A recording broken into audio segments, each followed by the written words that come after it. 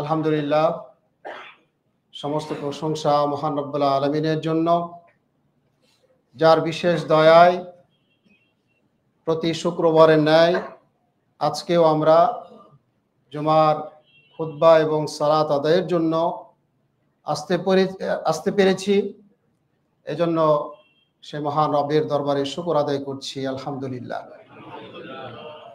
সালাত এবং সালাম করছি আমাদের প্রিয় নবী মুহাম্মদ রাসূলুল্লাহ সাল্লাল্লাহু আলাইহি সাল্লামের প্রতি। আল্লাহুম্মা সাল্লি আলাইহি আল্লাহুম্মা বারিক আলাইহি। সম্মানিত মুসল্লিবৃন্দ, আজকে অত্যন্ত গুরুত্বপূর্ণ একটি দিন, মুসলমানদের সাপ্তাহিক ঈদের দিন। এদিনে এই মেম্বার থেকে রাসূলুল্লাহ সাল্লাল্লাহু আলাইহি সাল্লাম গুরুত্বপূর্ণ নসিহা, দিক নির্দেশনা তার সাহাবীদেরকে দিতেন। তারই ধারাবাহিকতায় আজকেও আমরা এই মেম্বার থেকে গুরুত্বপূর্ণ একটি বিষয়ে আলোচনা শুনব। আজকের খুতবার বিষয় গীবত এবং পরনিন্দার ভয়াবহতা। আমরা সকলেই জানি গীবত এবং পরনিন্দা সম্পর্কে, তারপরেও এই বিষয়গুলো মাঝে মাঝে স্মরণ করতে হয়, কারণ পরিচিত জিনিস, জানা জিনিস পর্যালোচনা করলে সে বিষয়ের প্রতি খেয়াল বেশি থাকে। এজন্য আল্লাহ রাব্বুল আলামিন বলছেন, ফাইন্না যিকরা তানফাউল মুমিনিন, যে স্মরণ মুমিনদের উপকার বয়ে নিয়ে আসে। তো সেই স্মরণার্থী আজকের এই বিষয়ে আলোচনা। মহান রব্বুল আলামিন মানব কল্যাণে যা প্রয়োজন, যে কাজ, যে কথা মানবের জন্য কল্যাণকর, আল্লাহ রাব্বুল আলামিন সব কিছু বলেছেন, করতে বলেছেন। আবার যে বিষয়গুলো, যে কাজগুলো একজন মানুষের জন্য ক্ষতিকর, ক্ষতি বয়ে আনতে পারে, সে সমস্ত সকল বিষয়ে আল্লাহ রাব্বুল আলামিন সতর্ক করেছেন। তার ভিতর গুরুত্বপূর্ণ একটি বিষয় হলো গীবত এবং পরনিন্দা। তা আমরা প্রথমেই গীবতের পরিচয়টা জেনে নেই। গীবত হলো যে একজনের অনুপস্থিতিতে তার ব্যাপারে সমালোচনা করা, তার কোনো দোষ ত্রুটি নিয়ে আলোচনা করা, এটা হলো গীবত। রাসূলুল্লাহ সাল্লাল্লাহু আলাইহি সাল্লাম সাহাবায়ে কেরামদের উদ্দেশ্যে বললেন, আতাদরুনা মাল গীবা, তোমরা কি জানো গীবত কাকে বলে, গীবত কি জিনিস? তো সাহাবায়ে কেরাম জবাব দিলেন, ক্বালু আল্লাহু ওয়া রাসূলুহু আ'লাম। সাহাবীদের একটা আদর্শ ছিল যে তারা রাসূলুল্লাহ সাল্লাল্লাহু আলাইহি সাল্লামের কাছ থেকে বেশি জানার জন্য, স্পষ্টভাবে জানার জন্য তাদের কাছে উত্তর থাকলেও তারা এই বাক্যটা ব্যবহার করতেন যে আল্লাহ এবং তার রাসূল সবচেয়ে বেশি ভালো জানেন। তো রাসূলুল্লাহ সাল্লাল্লাহু আলাইহি সাল্লাম বললেন, যিকরুকা আখাকা বিমা ইয়াকরা, যে তোমার ভাই সম্পর্কে এমন কিছু বলা যেটা সে অপছন্দ করে, অর্থাৎ কোনো দোষ ত্রুটি নিয়ে আলোচনা করাটাই হচ্ছে গীবত।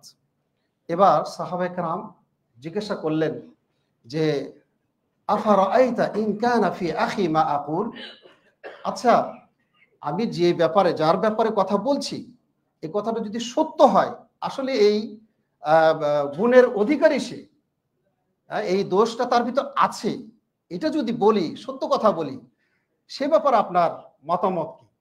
রাসূলুল্লাহ সাল্লাল্লাহু আলাইহি সাল্লাম সুন্দরভাবে, স্পষ্টভাবে বললেন যে ইন কানা ফি আখিকা মা তাকুল, তোমার ভাইয়ের মধ্যে ওই জিনিসটা যদি থাকে, যে জিনিসটা তুমি বলছো, ফাকাদ ইগতাবতাহু, তাহলে তুমি গীবত করলে, তাহলে গীবত করলে।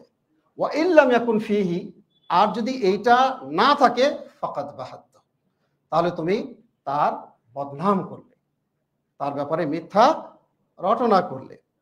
তো তাহলে গীবতের পরিচয় আমরা জানতে পারলাম।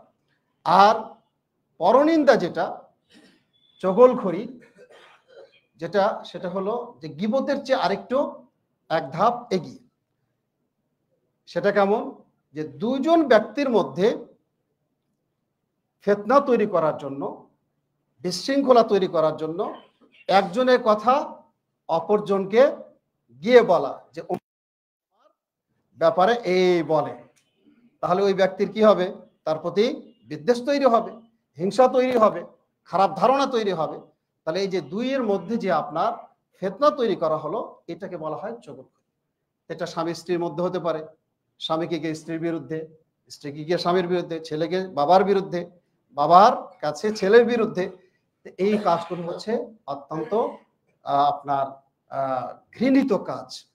এই জন্য এই কাজগুলোর ব্যাপারে আল্লাহ রাব্বুল আলামিন পবিত্র কোরআনে তিনি একটি আয়াতে 3টি বদ গুণের কথা পর্যায়ক্রমে উল্লেখ করেছেন।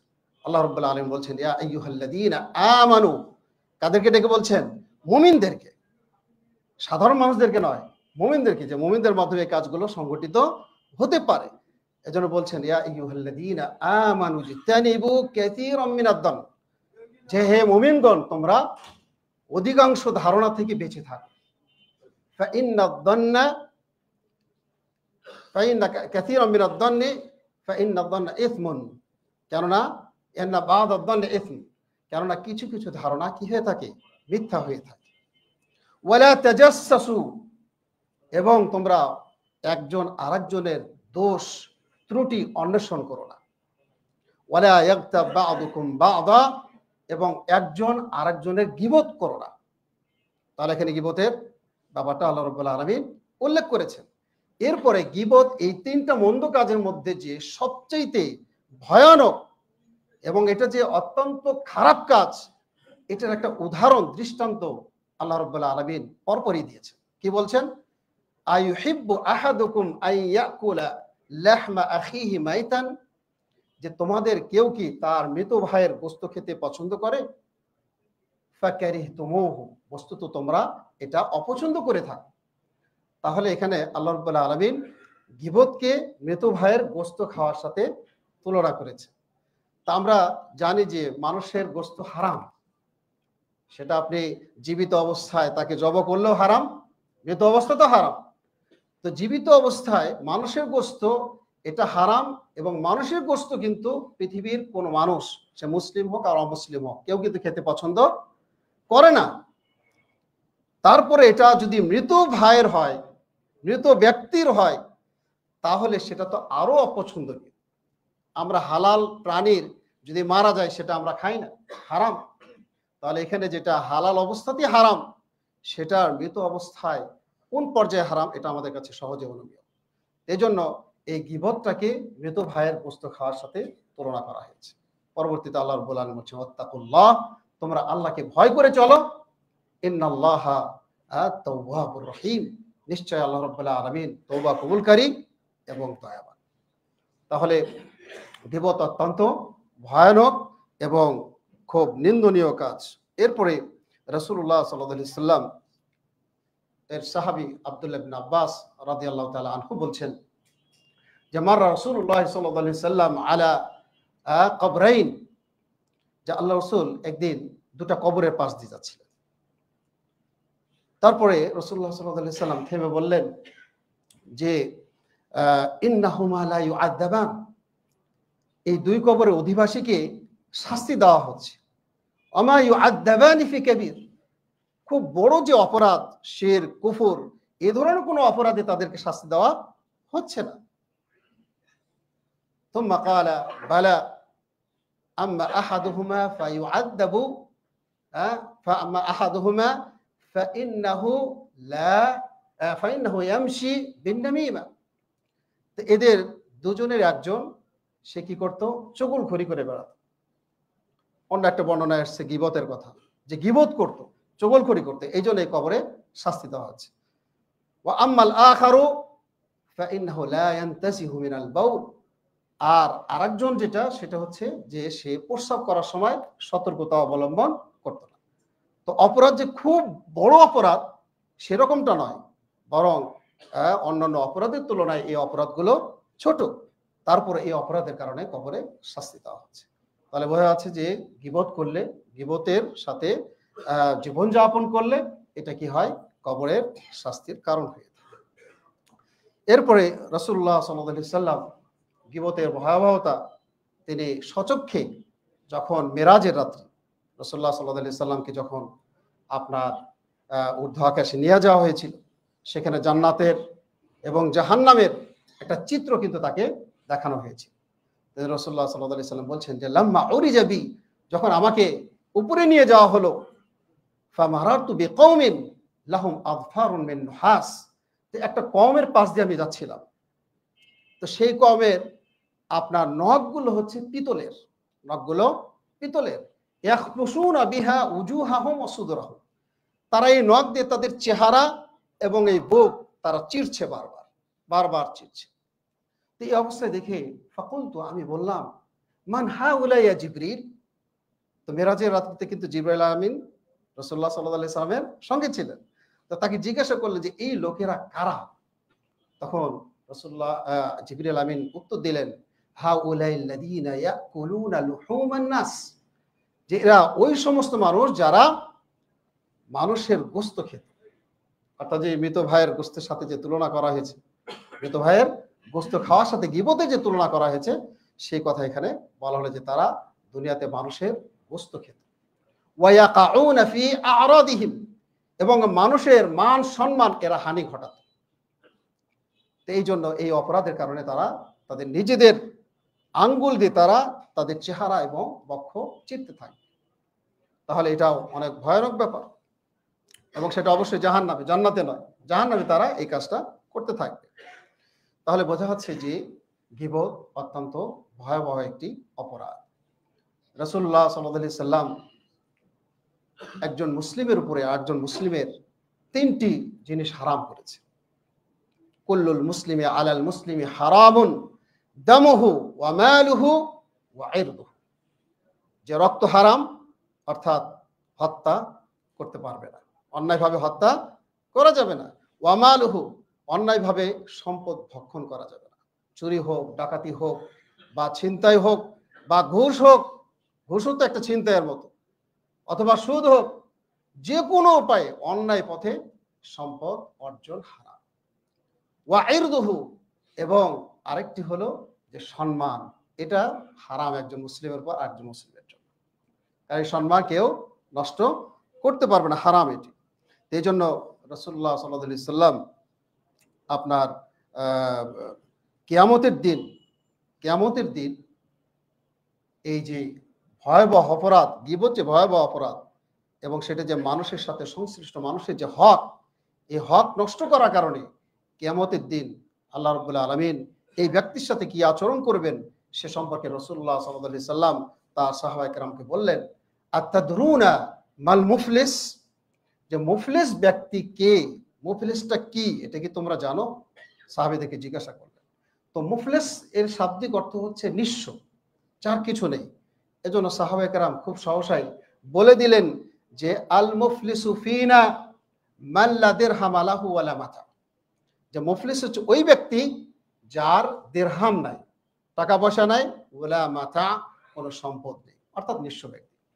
তো রাসূলুল্লাহ সাল্লাল্লাহু আলাইহি সাল্লাম এর সঠিক জবাব দিলেন যে আল মুফলিসু মিন উম্মতি মান ইয়াতি ইয়াউমাল কিয়ামাতি বিসলাতিন ওয়া সিয়ামিন ওয়া যাকাত, যে মুফলিস কিয়ামতের দিন ওই ব্যক্তি হবে যে সালাত নিয়ে আসবে, সিয়াম নিয়ে আসবে, এরপরে যাকাতও নিয়ে আসবে, অর্থাৎ সে সালাত আদায় করত, যাকাত আদায় করত, সিয়াম পালন করত, ভালো ভালো কাজ, ভালো ভালো ইবাদত, এগুলোর সাথে তার সংশ্লিষ্টতা ছিল পরিপূর্ণ মাত্রায়।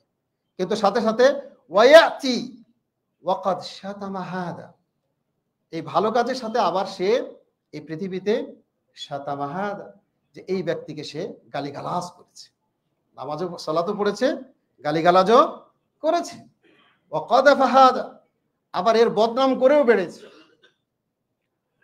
ওয়া সাফাকা দামা হাদা, এবং অন্যায়ভাবে রক্ত প্রবাহিত করেছে, হত্যা করেছে, খুনাখুনি করেছে, ওয়া আকালা মাল হাদা, এবং অন্যায়ভাবে মালও ভক্ষণ করেছে, ওয়া যালামা হাদা, জুলুম করেছে অন্যায়ভাবে। তাহলে সালাত, সিয়াম, যাকাত এগুলোর পাশাপাশি সে মানুষের সাথে সংশ্লিষ্ট যে হকগুলো ছিল, যেটাকে আমরা হকুল ইবাদ বলি, সেই হকুল ইবাদতও সে নষ্ট করে এসেছে। তখন কি হবে? তখন আল্লাহ রাব্বুল আলামিন এই যে এই ব্যক্তির ক্ষেত্রে তখন কি করা হবে, যে তাকে নিয়ে আসা হবে, নিয়ে আসার পরে তাকে ফায়ুতা মিন হাদা মিন হাসানাতি, তার যে ভালো কাজ, এই যে সালাত পড়ে এসেছে, সিয়াম, যাকাত, এগুলো তো অ্যাকাউন্ট আছে তার কাছে। তো এই অ্যাকাউন্ট থেকে যাদের ব্যাপারে, যাদের উপরে সে জুলুম করেছে, সেই মাজলুমদের হক আদায় করা হবে তার ভালো কাজের অ্যাকাউন্ট, পর্যায়ক্রমে দেওয়া হবে। দিতে দিতে ফাইন ফানিয়াত হাসানাতুহু, ভালো কাজের আর কোনো তার অ্যাকাউন্ট নাই, সব শেষ। মাজলুমদেরকে দিতে দিতে শেষ হয়ে গেছে। তখন কি হবে? তখন ইউখাদু মিন সাইয়্যাতি, তখন তাদের যে মন্দ কাজগুলো ছিল, মাজলুমও তো মন্দ কাজ করে এসেছে দুনিয়াতে, তো সেই মন্দ কাজগুলো নেওয়া হবে। তুম্মা তুরিহাত আলাইহি, সেই মন্দ কাজগুলো তার উপরে চাপিয়ে দেওয়া হবে। তুম্মা তুরিহা ফিন নার, তার নিজেরও তো অন্যায় কাজ আছে, তো সকল পাপ একত্রিত হওয়ার পরে তখন তাকে জাহান্নামে নিক্ষেপ করা হবে। ইন্না লিল্লাহি ওয়া ইন্না ইলাইহি রাজিউন। তাহলে এই বান্দার হকগুলো যথাযথভাবে খেয়াল রাখতে হবে, এটা যেন কোনোভাবেই নষ্ট না হয় সে ব্যাপারে সচেষ্ট থাকতে হবে। রাসূলুল্লাহ সাল্লাল্লাহু আলাইহি সাল্লাম বলছেন, লা ইয়াদখুলুল জান্নাতা মুগতাবুন, যে জান্নাতে যারা গীবত করে তারা প্রবেশ করতে পারবে না। আরেকটি হাদিসে এসেছে, রাসূলুল্লাহ সাল্লাল্লাহু আলাইহি সাল্লাম বলছেন, লা ইয়াদখুলুল জান্নাতা নাম্মামুন, নাম্মাম মানে যারা চগলখড়ি করে, তারা জান্নাতে প্রবেশ করতে পারবে না। তো এই গীবত এত ভয়াবহ অপরাধ। আরেকটি হাদিসে রাসূলুল্লাহ সাল্লাল্লাহু আলাইহি সাল্লাম বলছেন যে আর রিবা 73 বাবান, রিবা আমরা জানি যে সুদের 70টা স্তর আছে। 70টা স্তর আছে, মানে পাপের, রিবার, এই যে আপনার সুদের যে পাপ, সেই পাপের 70টা স্তর আছে। এর ভিতরে আদনাহা, সবচাইতে নিম্নমানের সুদের অপরাধ হলো যে, তার সাথে তুলনা করা হয়েছে কিসের সাথে? মিথলু আন ইয়ানকাহার রাজুলু উম্মাহ, সর্বনিম্ন যেটা আপনার পাপ সেটা হচ্ছে যে ব্যক্তি তার মায়ের সাথে জিনা করে। তাহলে এটা হচ্ছে সর্বনিম্ন সুদের পাপ। আর সর্বোচ্চটা কি? ওয়া ইন আরবার রিবা আরদুল মুসলিমি আরদুর রাজুলিল মুসলিম। আর সর্বোচ্চ পাপ সুদের, সেটা হচ্ছে উদাহরণ দেওয়া হয়েছে যে মুসলিম ব্যক্তির সম্মান হানি করা, অর্থাৎ গীবত বা পরনিন্দা করা। এই জন্য আমাদেরকে এখান থেকে এই সুদের ব্যাপারে সতর্ক থাকতে হবে সর্বোচ্চ। ইবনুল মুবারক রাহিমাহুল্লাহ একজন বিশিষ্ট তাবী ছিলেন। উনি বলছেন যে লাউ কুনতু মুগতাবান আহাদান, যদি আমি কারো গীবতকারী হতাম, আমি তো গীবত করি না, কিন্তু গীবত যদি কারো করতাম, তাহলে লাগতাবতু ওয়ালিদাইয়া, তাহলে আমি আমার পিতামাতার গীবত করতাম। কেন এই কথাটা বলছেন? যে লিআন্নাহুমা আহাক্কু বিহাসানাতি, কেননা তারা আমার যে ভালো ভালো কাজ আছে সেই কাজের হকদার বেশি। কারণ গীবত করলে ভালো কাজ চলে যাবে, কিয়ামতের দিন চলে যাবে, মাজলুম যার গীবত করা হবে তার কাছে চলে যাবে। এই জন্য উনি বলছে যে গীবত করলে পিতামাতার গীবত করবে, যাতে করে আমার ভালো কাজগুলো আমার পিতামাতার জন্য চলে যায়। এরপরে এক ব্যক্তি হাসান ইবনে বসরি রাহিমাহুল্লাহ, ওনার নাম শুনেছেন অনেকবার, আমাদের কাছে উচ্চারিত হয় এই কথাগুলো, এই নামগুলো। তা হাসান বসরি রাহিমাহুল্লাহ, ওনার কাছে এক ব্যক্তি এসে অন্য এক ব্যক্তির গীবত করছে, যে অমুক লোক এই কাজ করে, এই বদগুণগুলো আছে।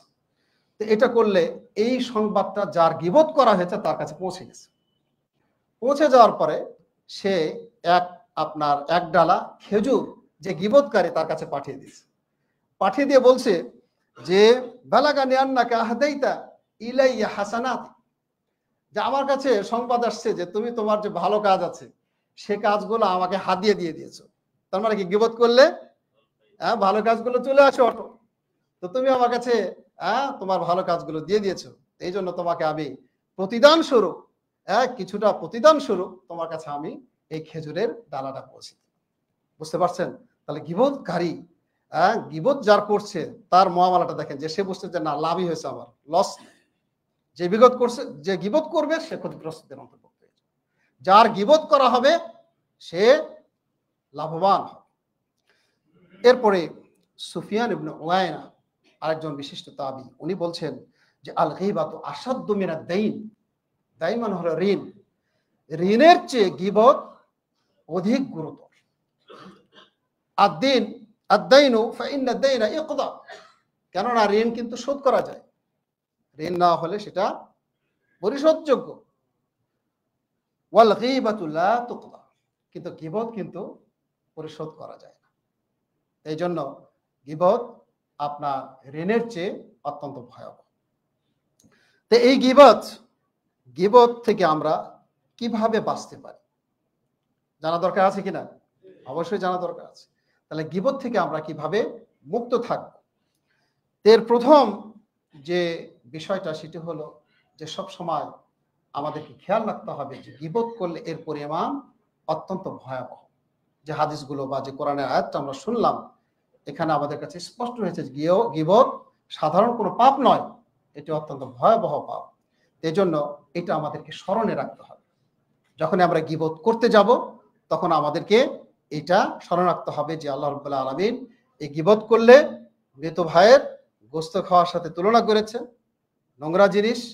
এরপরে জাহান্নামে যেতে হবে, এরপরে কবরে আযাব হবে। এই জিনিসগুলো আমাদেরকে স্মরণে রাখতে হবে, তাহলে গীবত থেকে আমরা বেঁচে থাকতে পারবো। আরেকটি হলো যে নিজের দোষ ত্রুটির দিকে তাকাতে হবে আগে, কারণ আমরা সকলেই কিন্তু সকল শ্রেণীর মানুষ, সকলে কম বেশি পাপ হয়ে যায় আমাদের মাঝে। শয়তানের ওয়াসওয়াসায় হোক, বেখেয়ালে হোক, আমাদের দ্বারা কিন্তু পাপাচার কম বেশি হয়ে যায়। এই জন্য আমরা আমাদের নিজেদেরকে নিয়ে বেশি ভাবার চেষ্টা করি। আল্লাহ রাব্বুল আলামিন বলছেন কু আনফুসাকুম ওয়া আহলিকুম নার, যে তোমরা তোমাদের নিজেদেরকে এবং তোমাদের পরিবার বর্গকে জাহান্নামের আগুন থেকে রক্ষা করো।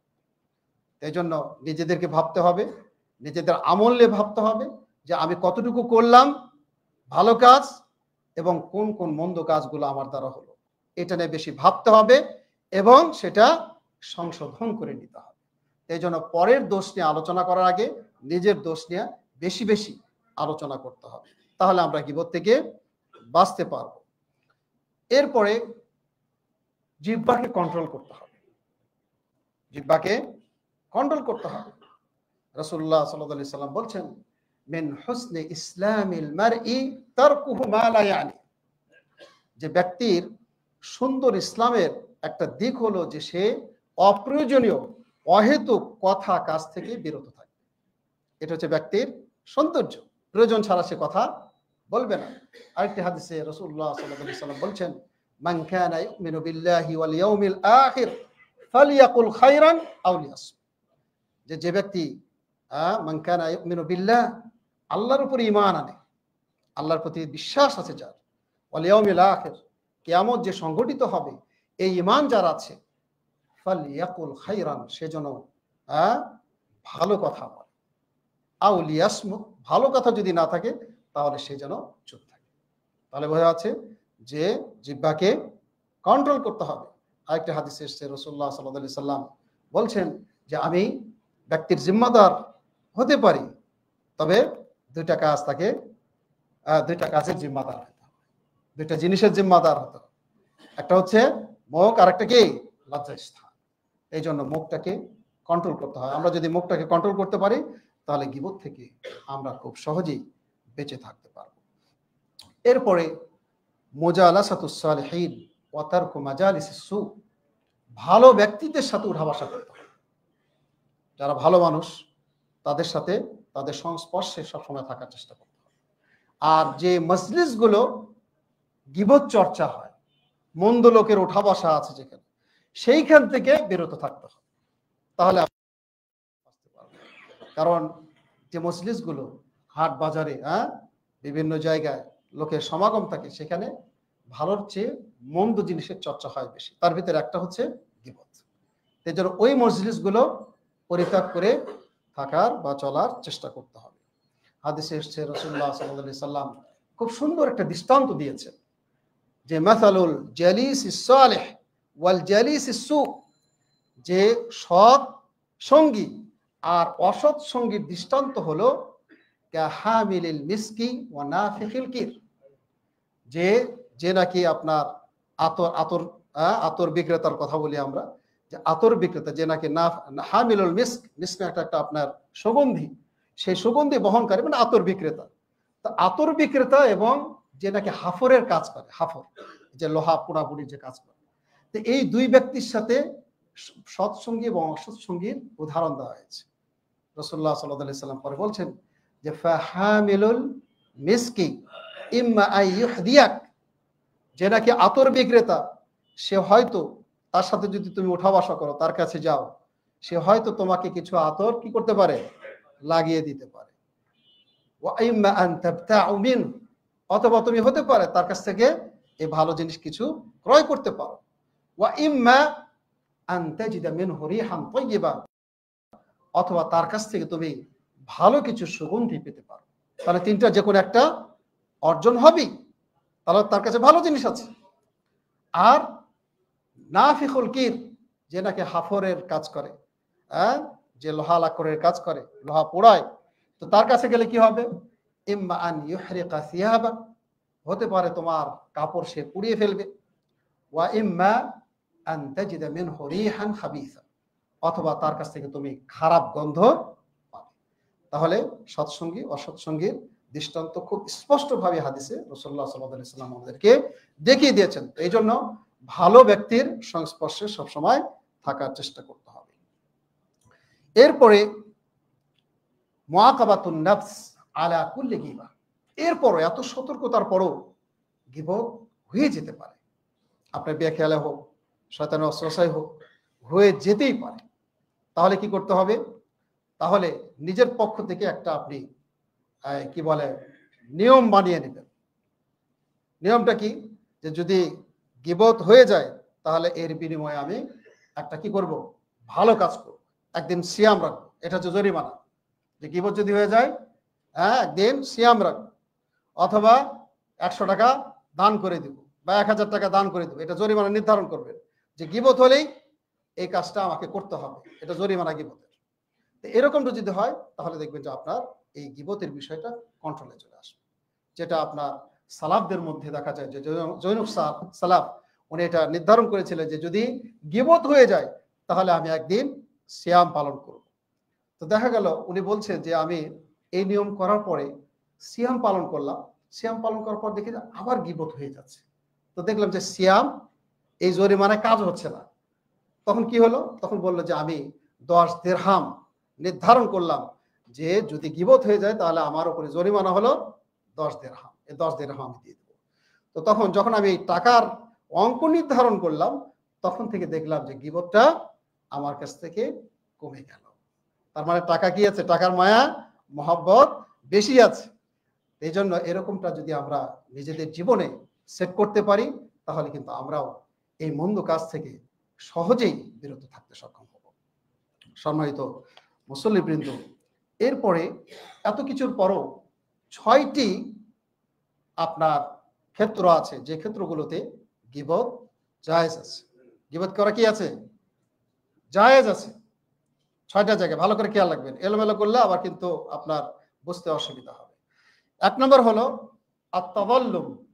এটা হলো আপনার আপনার উপর কেউ জুলুম করেছে, আপনি মাজলুম। তাহলে এই জুলমের কথা আপনি যারা দায়িত্বশীল আছে রাষ্ট্রের তাদের কাছে গিয়ে কোর্টে, আপনার আদালতে আপনি গিয়ে কি করবেন, তার বিরুদ্ধে নালিশ করবেন।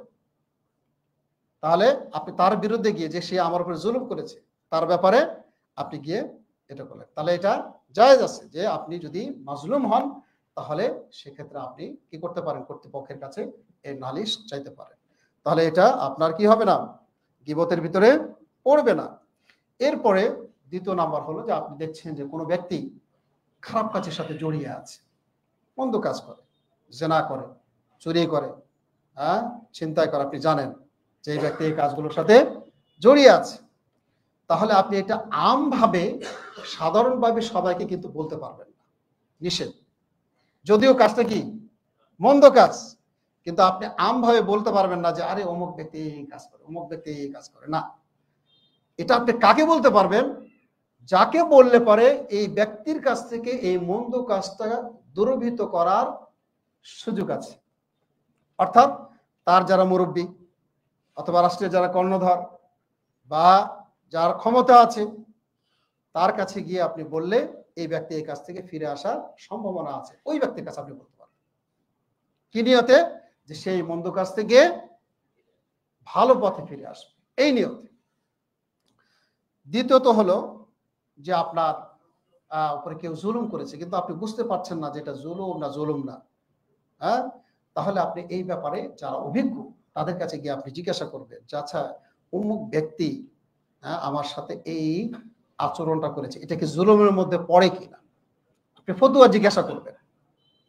তো আপনি ভালো নিয়তে, অবশ্যই ভালো নিয়তে আপনাকে জিজ্ঞাসা করতে হবে। তো এই নিয়তে যদি আপনি জিজ্ঞাসা করেন তাহলে সেক্ষেত্রেও এটা গীবতের মধ্যে পড়বে না।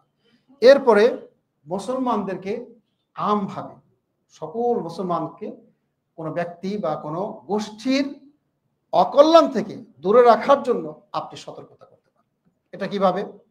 যে ধরেন কোনো হয়তো আপনার আলোচক বা কোনো স্কলার যদি মন্দ কাজের সাথে বা বেদাতের সাথে জড়িয়ে থাকে, আলেম ওলামার কিন্তু অনেক ক্যাটাগরি আছে, সবাই কিন্তু কোরআন এবং সুন্নাহর আলোকে কথা বলে না। এই জন্য যারা বেদাত ছড়ায়, যারা স্পষ্ট বেদাত ছড়ায়, তো তাদের ব্যাপারে কি করতে হবে? সতর্ক করতে হবে। কেন?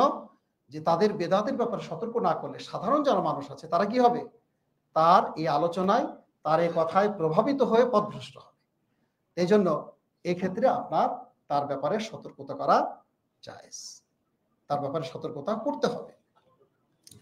এরপরে কোনো ব্যক্তির যদি আপনার ফাসিকি কাজ, অর্থাৎ যে কাজগুলো আমি বললাম যে জেনা, ব্যভিচার, আরো যারা যত অন্যায় কাজ আছে, ফাসিকি কাজ, এই কাজগুলোর দ্বারা সে প্রসিদ্ধ, সে বলে বেড়ায়, তার বিষয়টা সবাই জানে যে এই মন্দ কাজের সাথে জড়িত, তাহলে সেক্ষেত্রে আমভাবে আলোচনা করতে কোনো বাধা নেই যে ওই লোকটা মন্দ কাজের সাথে জড়িত, কোনো অসুবিধা নেই। এটা যখন আপনার কি হবে, সবাই জানবে যে অমুকে কি করে, গান বাজনা করে, অমুকে অন্যায়ভাবে নাচে, এটা আপনি যদি বলেন তাহলে এটা গীবতের মধ্যে পড়বে না।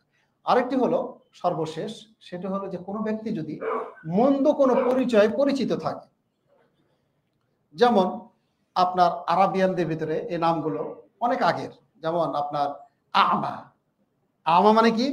অন্ধ, মানে এই আমা দ্বারা সে পরিচিতি লাভ করেছে।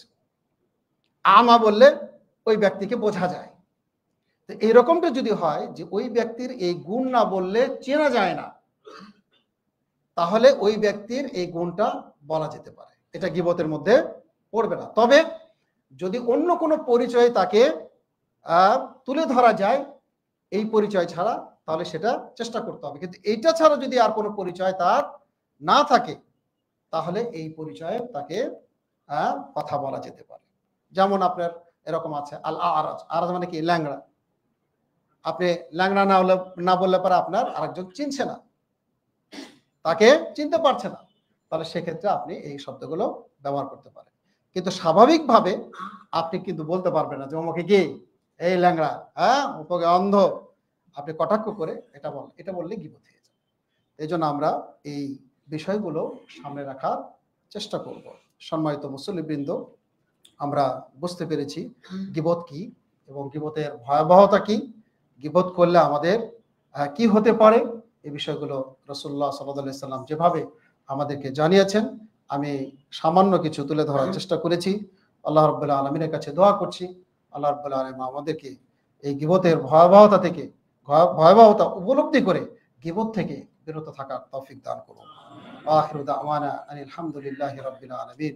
আকুলু কাওলি হাযা ওয়া আস্তাগফিরুল্লাহ লি ওয়া লাকুম ওয়া লিজামিইল মুসলিমিন ফাস্তাগফিরুহু ইন্নাহু হুয়াল গফুরুর রহিম।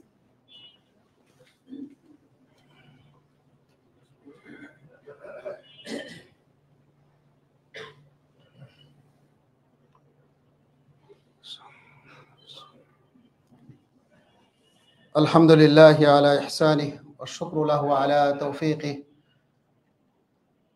وأشهد أن لا إله إلا الله وحده لا شريك له وأشهد أن محمدا عبده ورسوله أما بعد। সম্মানিত মুসল্লিবৃন্দ, আল্লাহ রাব্বুল আলামিন অসংখ্য জায়গায় কোরআনের তিনি তার মুমিন বান্দাদেরকে তওবা করতে বলেছেন। তো আমরা সকলেই পাপ করে থাকি, ভালো কাজের পাশাপাশি অনেক সময় মন্দ কাজ হয়ে যায়।